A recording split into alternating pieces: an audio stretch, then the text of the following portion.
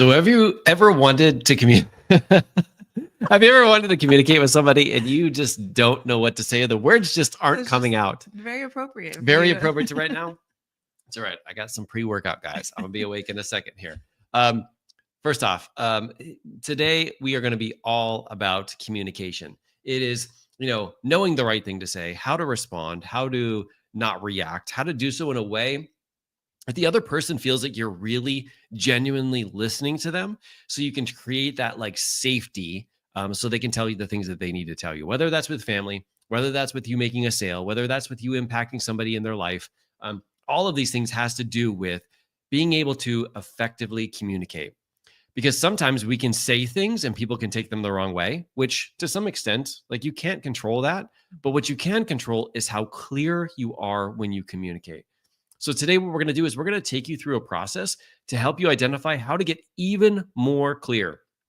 Clear with your messaging, clear with how you make sales, clear with how you have conversations with your family, clear how you have conversations with your bosses at work. Right, Getting? We're going to get super clear to make sure that you give yourself and them the greatest opportunity to really connect and understand what each other is saying and what you're coming from, where you're each coming from. And if you're ready to do that with us, because we are 100% ready for you, except for right now, I got to search for this little intro button. Well, we're going to do that right now. So let's go, Inner Circle. Welcome to the Inner Circle. We are proud to be on this mission with you. What mission is that? We believe that you don't have to sacrifice one area of your life to have massive success in business. We believe that what you achieve on the outside is a direct result of what you become on the inside. We believe that growing your business should never come at the expense of nurturing your family. We believe taking personal responsibility is the key to changing the outside circumstances. And we believe that your physical and mental health is the most important element to sustain your success. Thank you for being here, and for being willing to lean in and be the modern leader the world needs now more than ever. You ready to do this? Let's go. What's up, guys? Welcome back. I'm ready, I promise. Getting, how dare you? How dare you? Mondays, I'm on point. Mondays, I'm actually on point, which is why we wanted to really have these Inner Circle calls move to Mondays, but also so that everybody can have that weekend time back for themselves and really even for your business. So guys, welcome back. Let's do an Inner Circle roll call. Who is here today? Who is here? We got Julie, always Julie here. Tina's here. Getting, of course, poking fun at me. Joe, what's up, Joe?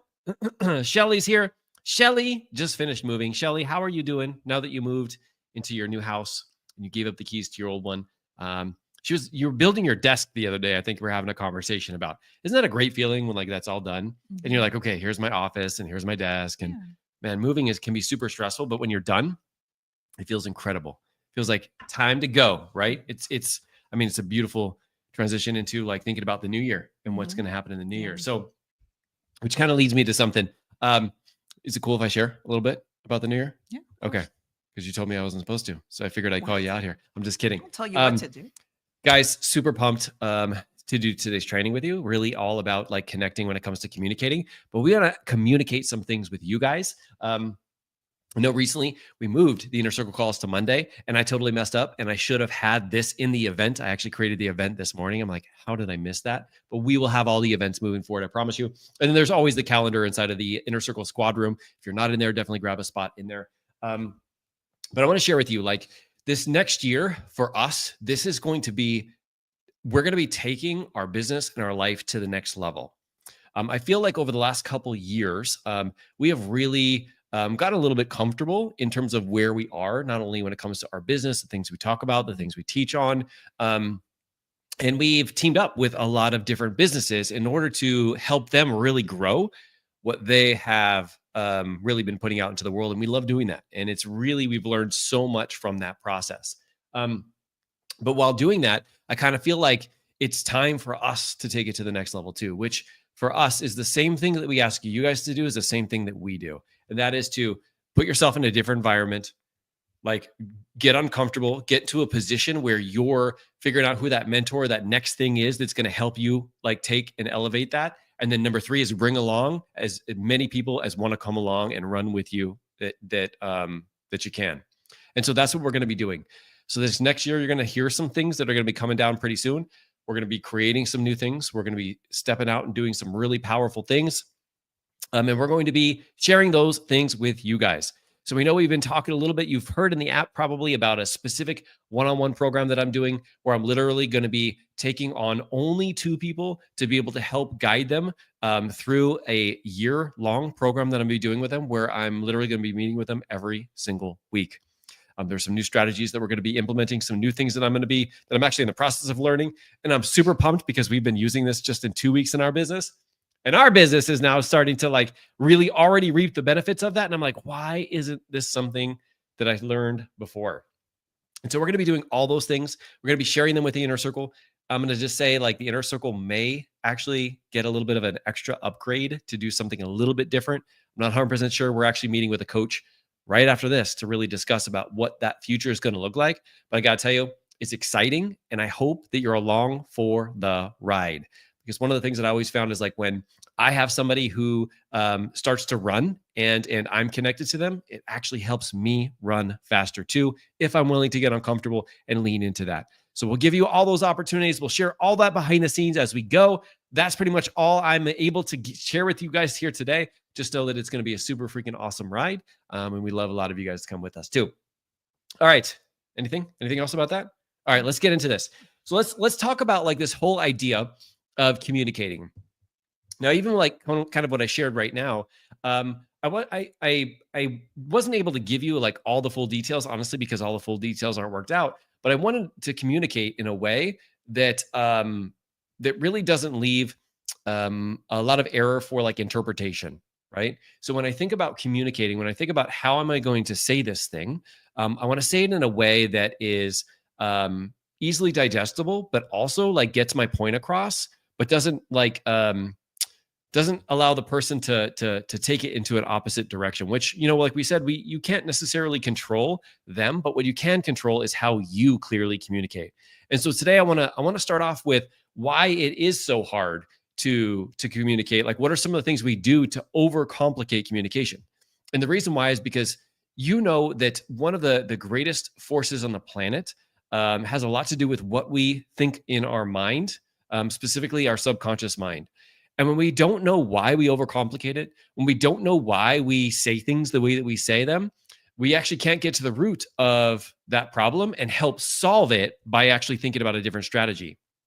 So yes, we're going to think about some of the strategies here today, but you got to get to the root of what's actually preventing you from communicating, actually saying those things and saying it in a clear and concise way. And so I want to pass it to you first. Like, what are some of the reasons why you think that we overcomplicate the word complicate? So what do you think, like, when it comes to overcomplicating how we say things? Yes, I see it in a few different ways. So one, I think it's because we know too little about the subject, right? So we can overcomplicate it because we don't know exactly how to explain it because we don't really know the subject well. On the opposite spectrum, we know it too well and we can't break it down for people to be able to digest it. Yeah. And sometimes, I mean, regardless of that, it's because like we make it about ourselves rather than about the audience or about the other people. So many times we overcomplicate it because we're focusing too much on ourselves and how we're going to look and how we are communicating things. When in reality, we should really be thinking about the person on the other end, the audience. What do they need? What do they need to know? How do we need to explain it in a way so that it can resonate with them? And this can be done with a lot of different means, right?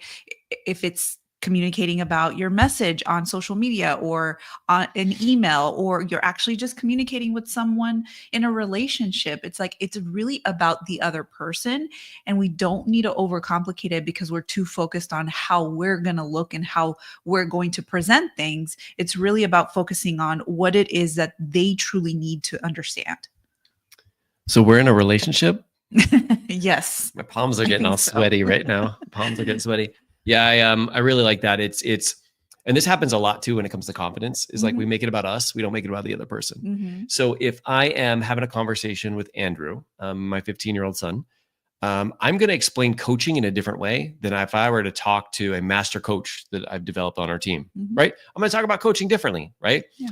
And it's not because it's focused on me, it's focused on them. Where are they at? Yeah. How can I communicate to them? So many of you guys have messages that you're putting out into the world that you're communicating with where you're at. You're not communicating where they're at. Because if you start communicating in a higher level, talking about, like, for example, like I even talked about subconscious mind here. Some people who don't have a coaching background are gonna be like, what is he talking about?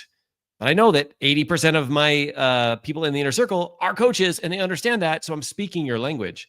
But if I was attracting someone to my webinar talking about the subconscious mind and I wanted to give them an idea of like what coaching would be like, I would not talk about the subconscious mind. I would need to talk about where they are. Same with family, right? When you come to communicating, when you get to communicate with your family, you got to ask yourself, like, where are they, right? Not necessarily where am I, because that is one part of the variable. But when you, like you said, if you understand that topic very, very well, it's easy to overcomplicate it. But it's also, if you understand it really well, you can even simplify it for other people too. So I really like that. Yeah. So what's the next one? All right. So I have a question for you. So what are some common reasons people feel misunderstood in conversations? Oof. Well, first off, I got to say hi to Cynthia and Tamika and Mike. What's going on, you three? What's going on? Everybody gets to make it here. Mike had to take a break in order to get here.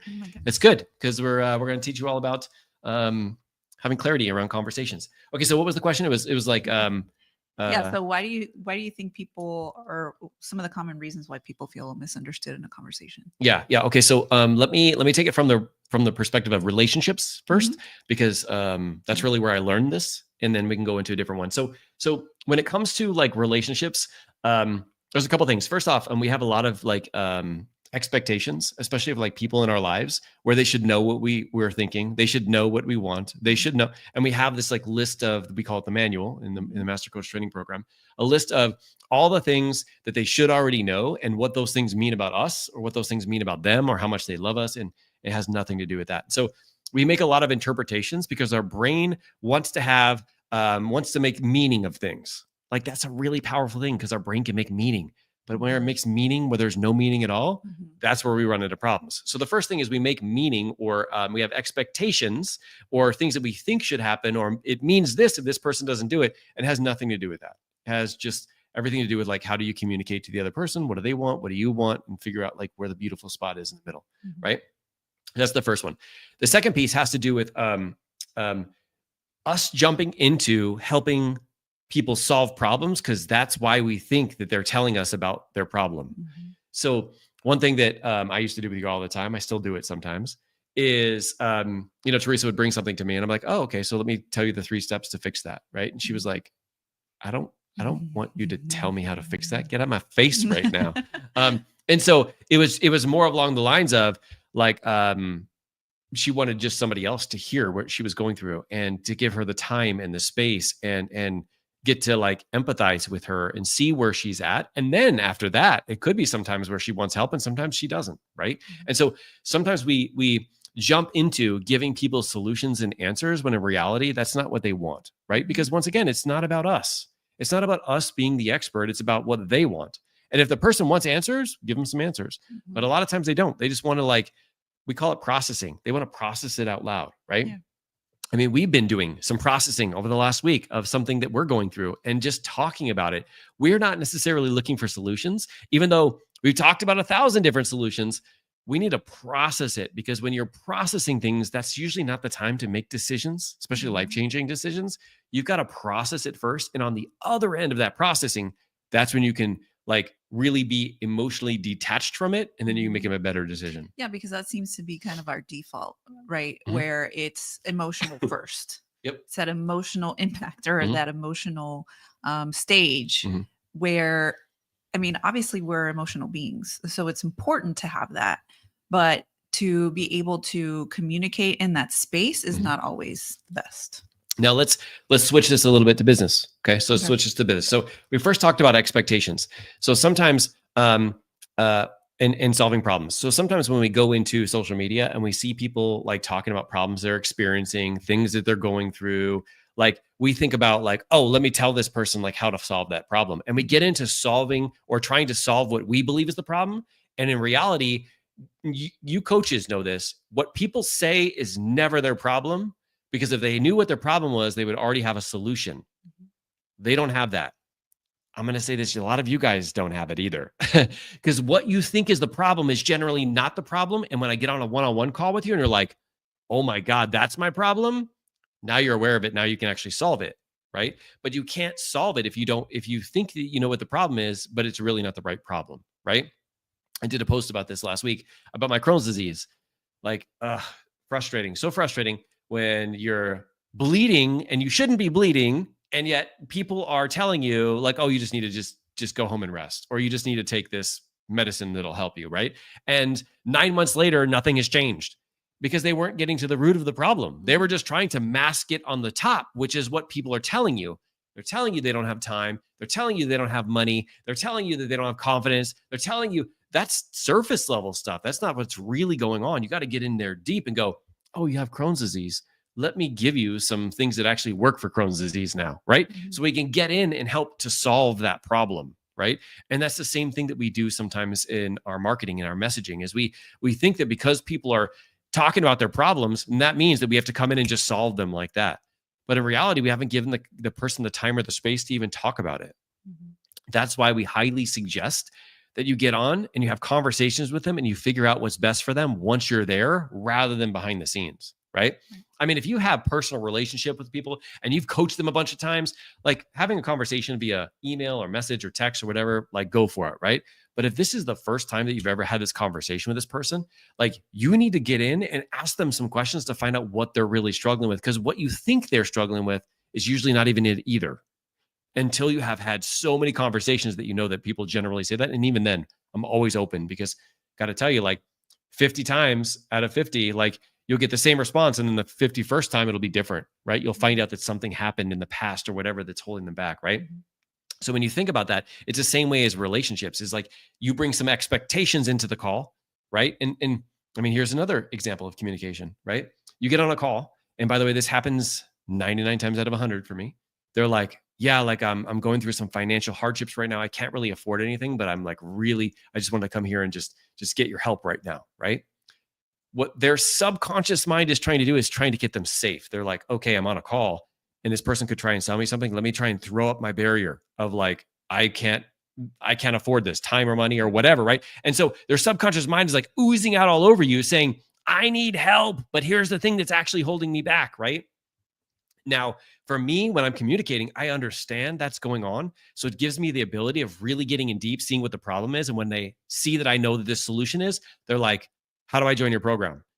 And it's funny because like initially it was the money thing, but when they come in and they see that you have the solution to it, now it's just a different piece, right? And it's because you're communicating in a way that you're not jumping to conclusions. You're not empowering their limiting beliefs. You're actually asking them questions to find out what they're actually struggling with and how to get to the root of it. And from there, if they decide that this isn't right for them, I'm totally cool with it. But also, I don't like listen to those subconscious beliefs that their brain is having and come to conclusions and totally not even talk about my program or what I can do to help them. Because in reality, I'm thinking, I can help you get through that so you never have to be in this place again. I would love to do that. If it doesn't work out for you, that's cool.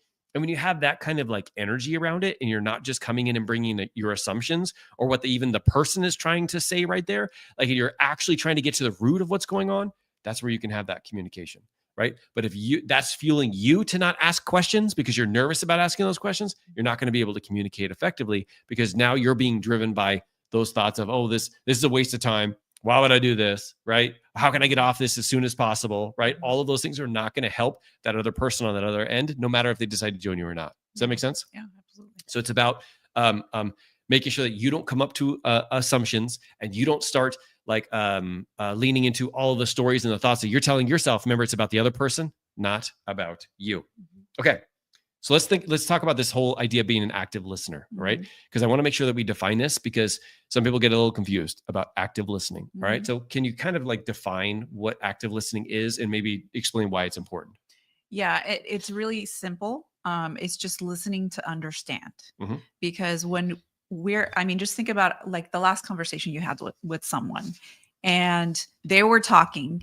And while they were talking, you weren't really listening because you were kind of formulating your answer or response to whatever it is that you caught on to. Mhm. So in that period of time, they're still talking, they're trying to communicate with you, but you're too busy thinking about what you're going to respond Yeah. to, right? So active listening is actually really being present in that conversation Yeah. and not formulating a response, because that's not really a conversation. You're listening to try to understand, and normally it's not like, it doesn't come up at the very beginning of the conversation. No. You have to ask questions. So rather than formulating a response, you want to be curious. You want to ask more questions about what it is that they're talking about. And that is a conversation. Mhm. That is really trying to understand what they're trying to lean into and what they're trying to explain to you. Mhm. So I think with active listening, and that has been something that I have tried to work on for a really long time, because I've always tried to like formulate an opinion based off of what someone has been saying, rather than like really listening to what it is that they're trying to tell me. Mm. So I've had to really practice with this and really come and put my guard down, because I mean, we're talking about different conversations. It could be a conversation about something that you did. And then you really have to be Yeah. an active listener and not get defensive and say, okay, what are they trying to tell me? Yeah. I really have to listen and I have to ask questions, right? Yep. I love that whole idea of, well, I think they call it like having a beginner mindset, but also like, this is a learning conversation, Mhm. right? Yeah. Because when you go into it with like, hey, I'm going to learn something in this, there's a different feel, because now you're searching for it, Mhm. as opposed to like, I'm going to tell this person why this is kind of like, this is not what we really think, but this is really the deep thing. It's like, I'm going to tell them why I'm right and they're wrong. Mhm. Right. And when you come into a conversation like that, that's not a learning conversation. Mhm. That's just stop talking so I can talk to you. Yeah. Now, we talk about that, like relationships and stuff like that. That was not a good mindset to have as a police officer. Mhm. I got to tell you, I saw a lot of police officers who had that mindset of like not listening to the person. They did not do well at communicating. They got into a lot of fights. And it's the reason why everybody was like, Mark, how in the world did you work 20 years? And like, you got into like 2 fights your entire career in Los Angeles. And it's because I was good at listening, not just listening so that I can tell them what was going to happen, because I really did want to understand and figure out what their perspective was. Because once I figure that out, it doesn't mean their perspective was right. It just means I could see it from their perspective. Mhm. Right. And so when I give person the benefit of the doubt to do that, it gives us the ability of like learning from the situation. Right. Mhm. Now, you talked about like, while you're going through that conversation, you kind of have to catch yourself, right? You have to catch yourself and go, okay, no, this isn't about me. This is about them. Mhm. Like, keep listening, all that kind of stuff. It takes time. It Yeah. takes practice to be able to do that. Right. Yeah. And the thing you can't do is say, keep listening, keep listening, keep listening, keep listening, keep listening, because then you're not Mhm. listening, or you're Right. listening to your own Yeah. brain. Right. But yeah, like what you were saying is it's the end of the conversation that usually matters the most, like the end of the sentence, not the Mhm. beginning part. Right. Yes. Because we typically will save the best part for the end. That's Mhm. when the real subconscious comes out. And That's me true. as a coach, like, that's what I want to hear, which this is like a little hint of what's to come. Like, we're probably going to be moving some of the inner circle calls off of YouTube and onto Zoom, like we do our once a month, because we can't see your body language. We can't hear what you're saying. We can't get to your subconscious mind when you're formulating it, you're filtering it, and then you're putting it into the chat. This is something Teresa and I have been really going back and forth of like, I love how YouTube works like this, but it doesn't give us the ability of really truly coaching you and getting to the root of what's going on so that we can help you. And it's much harder to do here. And it's not because you're not trying to help us help you, but it's just like, that's the way your mind works. If you're on a platform like this where like you can't go back and take away that comment. You can maybe edit it for a few minutes on your iPhone and then they take it away and you have to like sit with it forever. But like when you say things, you're not thinking about that. You just say it and then we can grab onto it, right? And so having the listening environment allows you to be able to catch some of those things that you wouldn't catch in like that other, because it's like, it's the overflow of what we have in our heart, but also our brain that kind of comes out, and then we can have an opportunity to actually see what it is. Yeah. Right. But we have to have a learning conversation. Mhm. Now, I do want to say one thing before we move on to the next question. That is like, so I learned, I forget, like it was some type of communication leadership course at LAPD where they talked about like just repeating the last few words that the other person said. And I understand where they're coming from, but when you start doing that and it just becomes like you just do it over and over and over and over and over again, and you're just repeating the last few words, it's like you're still not learning. You're just waiting to hear what those last words are and then repeating them. Mhm. And there's the purpose isn't necessarily a learning conversation, it's more of a tactic. And in this, like the learning opportunity is like, hey, there's something valuable that this person is going to say, and I need to make sure that I grab every single word, look at their body language, and take it all in, because that's what I do. I'm a coach. That is how I perform. Is I get people to see what they're telling me, and then also get to look a few levels deeper than that, if I'm willing to actually be attuned to that. But if I'm not attuned to it and I'm coming up with decisions and directions of where to go, I'm going to miss all of those signs. And as a coach, we've got to make sure that we silence our mind. And as a business owner too, by the way, not just a coach, we need to silence our mind and make it about the other person and make sure that we're fully present with them and not just like repeating every single last word and seeing kind of like where it goes. Does that make sense? So I do like the tactic of repeating things, because sometimes when the other person hears that they said that, right, I would be like, oh, you said this. And they're gonna be like, I did? Oh, wow. Like that doesn't sound good. I'm like, no, let's explore that a little bit, because it's an important part of the process, but I wouldn't do that for every single like sentence. Cause then they're just going to be like, are you just repeating what I'm saying? They're what you're saying. Yeah.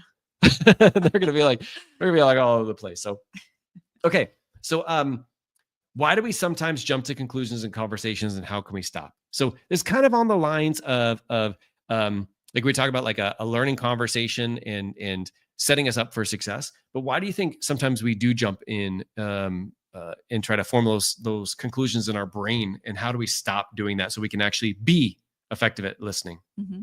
I think sometimes it's to save time, Yep. and like just so that we don't feel uncomfortable as well. But it's really, I think we're trying to be the hero in the conversation, where like Mark was saying earlier about just like having a solution. We feel like that's why somebody came to us. Yeah. So we have to have that solution, or otherwise we don't look, good for other people. When in reality, it's never about us. It's about the other person.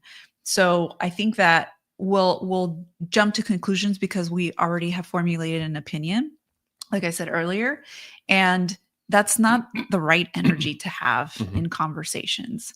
Like we never want to jump to conclusions, because you're going to miss a lot, and you're also probably going to upset the other person. Yeah. Because they're going to know that you just weren't listening, that you had already had a preconceived notion of whatever it is that they were going to bring you, and then you were just regurgitating that. And they're going to know. Like you can't really hide that. Yep. Yeah. Yep. Can I go a little deeper into that? Because when you're kind of talking about that, like to save time, like what you actually do is you actually manifest the opposite. Yep. You actually use more time because you have to repair and recover, and then have to go down that path. A bigger problem. You create way more of a mess, right? Let me share this with you, because this is something that I used to do a lot, and I still do it from time to time, and I need that outside push, usually from this one, to make sure that I don't do this. And that is the same process around what we're talking about, like trying to save time, is what we try to do like in our business, for example. So instead of taking on like one-on-one clients, which would fill up our schedule, like we're get into, hey, let's just open a group program and let's just do it for 1 hour, and then everybody's going to come, and my brain is like, oh, that's going to be more effective. We're going to get more people. We're going to be able to hit our goals faster. But that's not usually the solution, because if you have a problem selling one-on-ones, and then you try to jump into selling a group, and you don't have a big enough community, you don't have a big enough influence, you don't have a big enough people who are following you, the group program may not be the best fit for you. And you're going to be wasting so much time and money and energy that if you had put into doing something like, let's say, a one-on-one or whatever that is, right, that you would have already been able to be taking action and learning through the process, right? Creating programs. How many people out there in the world create a program and then they launch it to the world, and they've never talked to anybody about buying it? Nobody's paid for it. Nobody's even said that they wanted it. And it's just because us as a consumer goes, hey, I would have liked this. And then we create that. And we didn't talk to people. We didn't have the messaging. We thought about like, this is what they really need. And what people need is not going to sell. It's what they want that's going to sell, right? Mhm. And it's the same process. It's we're trying to communicate to save time, and we think that's going to save time, but the best time that you could save is having conversations with people and getting them to find out what they want. Getting to actually jump on a call, doing one-on-one coaching, even if it's for free from somebody, and learning the strategies and how to coach, how to be effective when you help people, how to gain confidence, how to know that it's worth what you're actually asking somebody to pay. That you learn so much market research from that you can take into a group program. And people do it kind of backwards. They're like, I just want to do the group program first or whatever. And then learn. And then learn through that. And it's like, Yeah. well, yes, but you'll have one or two people who go through the group program. Wouldn't you have gotten them better results if you had just done one-on-one with them? Mhm. Like, and the answer is usually yes. Now, we're not saying that there's one right, best, only way to do this, but you got to look at where you are. And I don't know that. Like, I don't know how big your following is, how many people that you have right now on the fence that are willing to take action, like how long you've been coaching, how confident are you with your skills, all of those things I can't necessarily share with you here, but you got to ask yourself, where am I right now? And what is the way that I can do this so that I'm not the one who's jumping to conclusions or thinking what people want? I have to learn how to effectively communicate, find out what they want, and then build something based off of what they want. Does that make sense? Mhm. Yeah. So, okay, next one. Okay, so all right. So how can we practice simplifying our message without losing its impact? Great question. So how can we get better at our messaging, or how like to effectively communicate? I feel like a part of this is really understanding what it is that we're trying to communicate. Like if we're trying to communicate in terms of how we help people and things like that, is getting to talk to other people and find out what they really want. And then through that, you'll get very familiar with what it is that they want. So you can help bridge the gap between what you want and what they want. Because that's ultimately what it is, right? And yeah, people think about, I'm talking about business, but I'm talking about relationships, right? So I talked to Jay, and Jay's like, I really want to get this person in my new game. Her name is Acheron, and she's so awesome. And so I get to know that. I learn it. I understand it. And so when I'm having conversations with her, right, I could be like, hey, how can we get that? Well, guess what? There's also something over here that I want. I would like you to go in and wash your hair. I would like you to go in and take these actions and get up for school in the morning and do all this kind of stuff. And then we can beautifully bridge the gap somewhere in the middle where it's like, how can we both get that? Right. But it's because I understand where he's at. I understand what he wants and what he's like really desires and the goals that he has. And I wouldn't have done that if I had just jumped to conclusions. Right. It's the same with our clients. When we find out what they want, let me tell you, all of you guys, when you find a client, they want nothing more than to help support you and to be able to allow you to achieve whatever you want, as long as you help them achieve what they want. Like, I've never gotten upset for Brooke Castillo, like her charging me $18,000 to just become a life coach. I've never gotten upset at her because I'm like, you helped me get what I want. Like, that was well worth that investment. But if she hadn't helped me, if she hadn't taught me this skill, if she hadn't allowed me to like understand how the brain works and how it gets in our way in so many different places, like, then I would have had some issues, right? So when you think about like the person that you're trying to help, when you find out what they truly want and you're able to unlock that, there's this beautiful synergy somewhere in the middle, right? And it's really about like, how can you be most effective to do that? And it's just practice. It's trying. It's getting into where they are, what they're struggling with, what they think they need to learn, all those kind of things, and getting so familiar with it that you're making it about them and not about you. And when you do that, you'll find that you do it some ways effectively and some ways not, right? Yeah. Like when I'm coaching, I can coach in a way that is super high level for like the people that I'm helping become master coaches, and super beginner level for somebody who's never seen me before, right? And it's dependent on the person that's coming with me there, but it took me 10,000 coaching sessions to be able to figure that out. In the beginning, it was all the same. But now it's something that as you go and as you develop into like that master coach level, that you're able to do it because you practice all that. Does that make sense? Yep. Okay. All right. I have another question for you. I think this is a really good one to explain. Mhm. And it's, how can you ensure that the other person feels seen and heard, even if you disagree? Okay. So first off, I really like that even that philosophy of making sure that when you're having a conversation, it's not about like who's going to win that conversation. It's about how we can learn and grow through that conversation, right? So one of the things that I make sure that I do is when I'm having that kind of conversation, I'm, like I was saying in the beginning, I'm making it a learning conversation. And I make sure that I try to not to make anything that's kind of going back and forth mean anything about me. Like, as if there's no right or wrong, this is just a learning conversation. And when you can lean into a conversation in that tone where you're like, there's no right or wrong answer here, I just want to help us to learn about this a little bit more. And going back and forth and having that conversation and being open is such a critical part. Now, one of the things that we want to do is kind of what you're saying there is, how do we create that safe kind of environment? And how you do that is you avoid overreacting, and how you respond is going to set you up for success or for failure.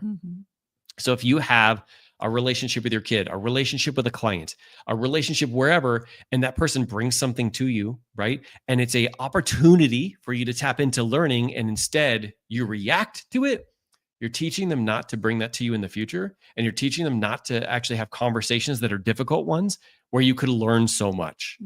Like, when you think about the goal, when I think about the goal of me having a conversation with my kids, it's not to prove them wrong or to direct them some path or to help them even get what they want. It's, my goal is to like learn where they're coming from, to see where they're coming from, but ultimately to create an environment so that when that thing happens, that like either they do or that they're involved in, like, I'm one of the first calls that they make, because they know that I'm not going to judge them. I'm not going to shame them. I'm going to come with a fully open mind and do whatever I can to help them. And how I do that is in those day-to-day moments, right? When they say something, it's very easy to go, why would you do that? Right? I did this at school, or I failed this, or I did this. I'm like, it's so easy to go, oh, why didn't you study? Last weekend, you had all of this opportunity. Because now you're never going to know anymore. It's still going to happen, but you're not going to know. And it's the same with your clients. Like, when you're having conversations with them, you have to make sure that you respond in a way that is, that you understand that you're either creating a safe environment or creating an unsafe one. And if you're creating an unsafe one, you're going to be less effective at leading them, because there's things that are going to be happening that you don't know. Does that make sense? Yeah. Okay. Last one. Which one's the last one? I think that's it. I think that's it. All right. So here's the thing. Cheryl is here. What? Cheryl, why are you 34 minutes late? Okay, guys, we're going to start over. Okay. So question one. No, just kidding. Guys, I want to hear in the chat from you guys. How has, like, I want to walk you through this. How has learning, whether it's something that we taught you here or an insight that we shared with you here, maybe even something that we taught you inside of our life coach certification, how has learning that helped you become a more effective communicator? Like, what is the biggest thing that has helped you the most when it comes to being more effective at communicating?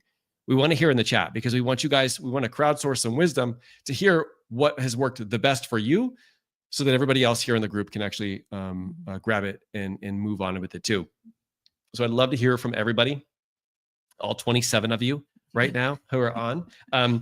While you're typing that in, next week, we are going to have another Monday call. This one is open for all of YouTube. I would highly encourage anybody from the inner circle to join us on that one, because this is going to be about like snacking and overeating.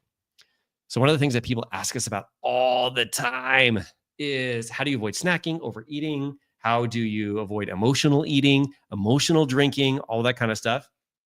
And before today, it's not been something that we've actually tackled, but we got so many requests from it, especially like going into the new year. We're like, we should probably share this, because you don't lose 100 pounds. And how much did you use? About 30 pounds. You don't get to that point where you need to lose that without like having some kind of like, whether it's emotional eating or eating when you're not hungry or eating when you're bored, all those kind of things. And so those are all things that we had to personally struggle with to get through in order to lose that weight and now keep it off for like 13 years. So we want to share that with you guys for next week. So definitely make it next Monday, same bat time, same bat channel. So love to hear in the chat from you guys. What is it that has helped you become a more effective communicator? Shelly says, yeah, I went to go click on it and it had Julie come up. So we're going to go to Julie first. Listening to learn and empathize. Snacking. Julie, actually, did you know that you were the one who pushed me over the top on that one? Like, from our conversations when you had brought that up, I was like, that's something that we're going to hit on, because you had brought it up. Because we typically will listen to people who are outside of the inner circle in terms of things that they're looking to learn. But guess what? when we're thinking about how can we be most effective at communicating, guess who I think of first? You guys. You guys who are in here, who are taking action, who are showing up to the calls. That's where we get a lot of our information. So it's that one is courtesy of you, Julie. But yes, listening to learn and empathize 100%, because then the other person will feel like you're just giving them the time and the space to be able to have a conversation, right? That is a great feeling when you know that somebody who gives you the most valuable thing to them, which is their time and their energy to you. Let's see. Cheryl says, allowing space for people to talk and not jumping in and just listening to them. Yes, 100%. Just listening to them. It's crazy when we think about communication. You know what people think? What we say. Yeah. No. Listening is the key to everything. Yes, Cynthia. Learned how to ask more questions instead of jumping and going straight into mentoring. Yes, very, very good point, Shelley. So one of the things that you can do is, once you get into a learning conversation, it makes sense to have questions, not make statements, right? So making a statement is like you're kind of coming to a conclusion, which is some point in the conversation you're going to, but asking questions, really powerful questions, the right questions, really helps you stimulate the conversation and figure out a way of directing it really into what they want instead of what they don't want, right? Joe says much better listening and asking more questions to get to the root of the problem. 100%, Joe. That is what we do, my friend. Tina says, listen actively. Tina, I'd love to hear what are some strategies that you use that helps you to listen actively, because you are really great at that. Like I know Tina took a master coach practicum, and you could tell that she was fully present and listening to everything the client was trying to say. And I'm curious, like Tina, what are some strategies that you use in order to make you do that? Mike says, I think I listen too much. Tell me more about that, Mike. Tell me what you mean, right? Like, how do you listen too much? D'Amica says, to not coach my family. I now ask if they want me to just listen or asking for advice or coaching. 100%, D'Amica. And there's this process that we teach, that I used to teach. And at the end of the process, you would, it's called the lead model. At the end, there was a D, which was decide what you're going to do. And one of the things you can do is you can empower them by saying, hey, what do you think you're going to do? Like, that gives them the opportunity to say, I don't know, what do you think? But you're still asking them, like, what do you think you're going to do? Right? It sounds like you're feeling frustrated. Like, I would probably be frustrated going through that situation as well because of this, and this. Like, so what do you think you're going to do? Right? And so now it's kind of like it put the ball in their court, and it's like another incognito way of asking them if they want your help or not. Joe says, yes, I've also learned not to always offer a solution when they not ask for it. Yes, 100%, Joe, 100%. We definitely go into solution mode a lot, especially in relationships. Mike says, verifying if the other person wants me to just listen to them or actually listen and provide guidance. Yes, I love that. Tina has a follow-up here. I lean in, turn off all distractions, and when I'm coaching, I type without needing to look at the keyboard. Thanks to Dad making me doing the typing in high school. When they pause, I look at my notes. Yes, I really love that, Tina. So I do the same thing. So as we're talking on a coaching session, I will be typing, and sometimes I will have to revert and look back to my notes, and I usually will say something related to that. But a lot of times I'm typing and I'm just looking at the person because I don't want to miss anything, right? And sometimes, like, you go back to your document, sometimes the words are all over the place, and you're like, okay, that word doesn't make sense there. But really, it's about like being able to be fully present there and just get better at taking notes where you don't have to take your head off of watching them, right? That's one of the things. Like if you ever coached one-on-one in person, oh, that is the best. That is the best. It is physically exhausting, but it is the best. When you're like in this kind of environment, you guys probably do here. Like when I'm looking at the camera, your brain is like, oh, he's looking at me, right? But what if I was like this the whole time? And I was like talking like this, and like I see coaches do that sometimes, and it's just because they're in infant stages and they're a little nervous, and their subconscious mind is saying, don't make eye contact. But like making eye contact and being able to have that conversation is really, really critical, right? Let's see.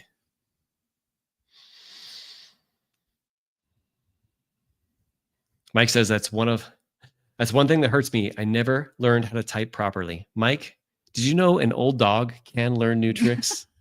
Have you ever heard that? Like that was in the police force. Like everybody would say that all the time. An old dog can't learn new tricks. That was the saying that people used to say who were like the old way. like old school. This is the way it is. And this is the way it's always been done. So I'm never going to. And it's like, man, that must suck to have to think that just because of the way you've always done it, you have to keep doing it. Right. But it's an opportunity, Mike. It's an opportunity.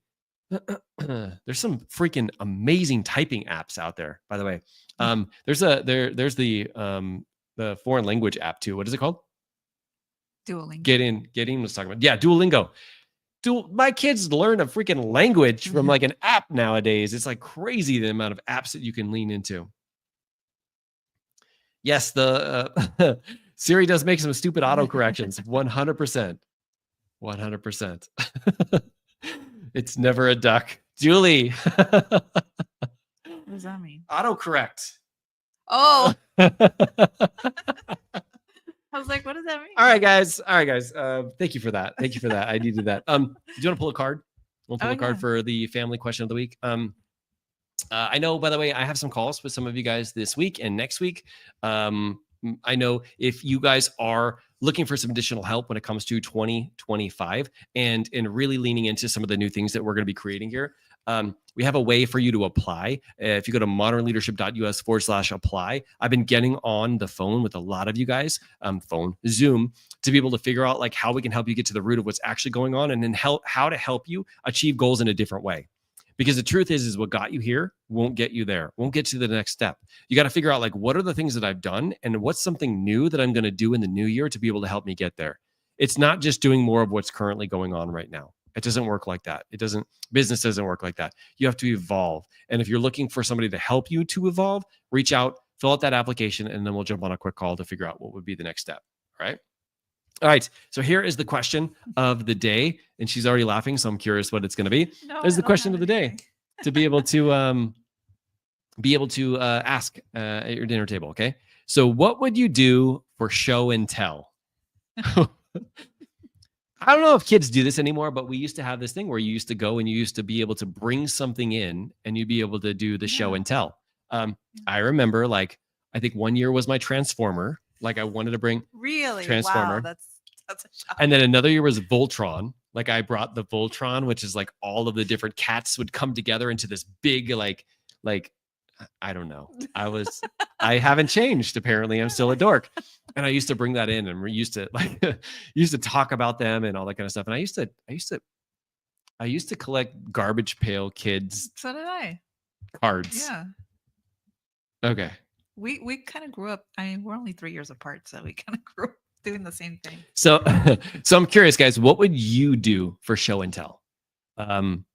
I probably like dress in my police uniform and bring my gun and my taser because every time that I went to school, I was the most coolest person. It was like, can I see the taser? Can I see the beanbag? Can you turn the lights on? Can you do this? I would do that, right? Because that would be the coolest what sucks is like the person that would come, like the parent that would come after you, Mhm. and it was like an accountant or something. That would suck. They're like, hey guys, we're going to talk about like how to create a spreadsheet. And I'm like, I feel so bad for them. I'm like, here, just pass my gun out while you're doing it. You just make it lively. All right. Oh my God.